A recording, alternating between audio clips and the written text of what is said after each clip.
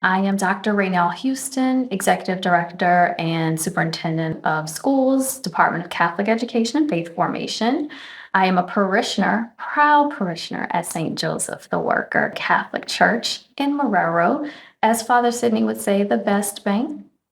I grew up in Boothville, Venice, which is in Lower Plaquemines Parish, a very rural area.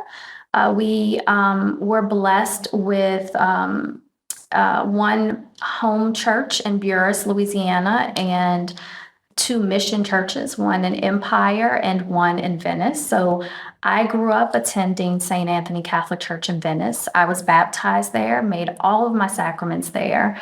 Unfortunately, our church was destroyed in Hurricane Katrina, and as a result, our parishes were consolidated into one with St. Patrick's in Port Sulphur. Growing up in St. Anthony's Parish and Venice was amazing. I wish that I could give that gift to my child, but unfortunately, that's not an option. I went to a diverse church. We because it was the only Catholic church in that area in our community, everyone attended that church. So we had people of a variety of races and ethnicities, which was beautiful because there was no distinction between you're Black, you're not, you're Asian, you're European. We were just all one faith community, and that was a beautiful thing. Today we see a lot of segregation in our community, and it's, I remember going to college and visiting various churches in the area, and realized for the first time in my life that there was a lot of segregation in our society because I didn't grow up that way. It was a little new to me and a little surprising as well. I have always felt as a Black Catholic that I've had a seat at the table or a seat in the pew, if you will. My family has been very active and involved in our church community throughout my life. And so it's natural. It's what we do. It's who we are. And I'm grateful for that. It is the foundation for who I am today. I think my growing up with my mom and my other mothers in our community, because it takes a village. They gave us an example of how to prayerfully discern God's will for your life. They did everything in prayer and in discernment, and that has guided me throughout my life. It has also given me the ability to be open to the Holy Spirit and to be open to God's call, because I don't always agree or want what He desires for me. But having the upbringing, having faith be such a strong part of my family and my life growing up, that's my go-to, and it's what guides me today. My desire for my career has always been to be a teacher. Just want to be a teacher. So that led me to teaching elementary school, middle school, and then I felt a calling to do something more impactful, if you will. So prayerfully brought that to God and said, where are you guiding me next? Where are you using me next? And I was led to the University of Holy Cross, where I started my career in higher education, and was there for 12 years and loved it, loved my family there. And I still call it home.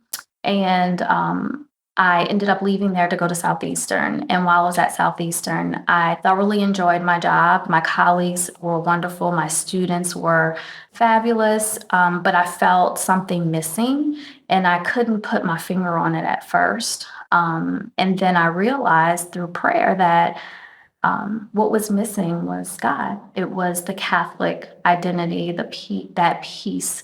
When students came to me in trouble or who were going through things, I couldn't pray with them. I could not walk them to the counseling center where they would receive godly counsel.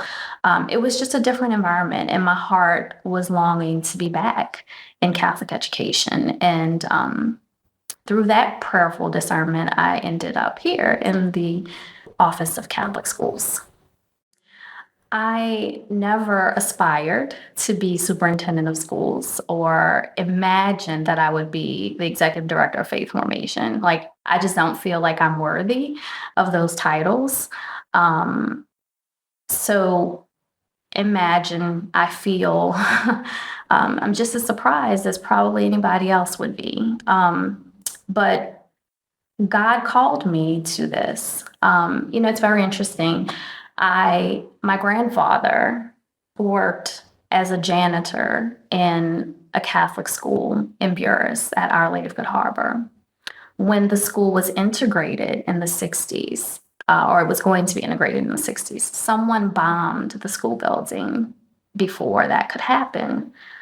Who would have thought that the janitor's granddaughter would be leading the school system, especially under the circumstances and the time in which he worked there? God has a sense of humor, and God has a plan, and his plan and his will is what is best for our lives. I didn't want to apply for this job. I was encouraged by my predecessor to prayerfully discern. And after initially resisting, I gave in, as I always do, to asking God to guide me in my decision. And my predecessor's words ring in my ears: this is not about you. This is about our community, our faith community. Our children need to see a Black Catholic woman leading our schools.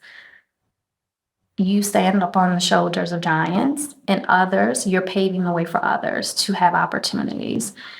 And when she put it in that context, that it's really not about me, that really hit home. It hit my heart.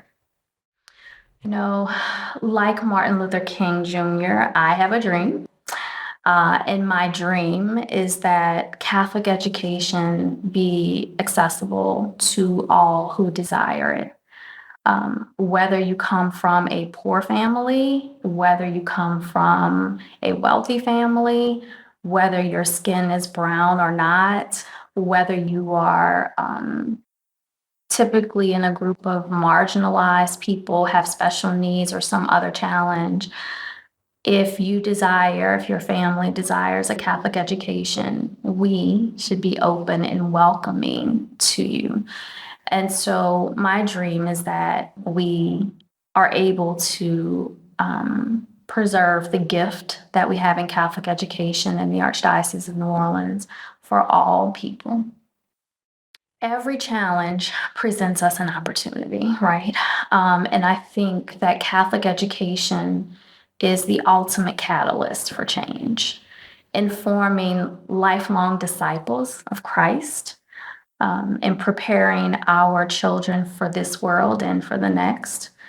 We are preparing them to respect the life and human dignity of all people, regardless of who they are, where they come from, or the color of their skin, or their religious belief. And that value, those teachings, are what will make the change in our society. That is what will enable us to grow and to be the people that God imagines and desires us to be.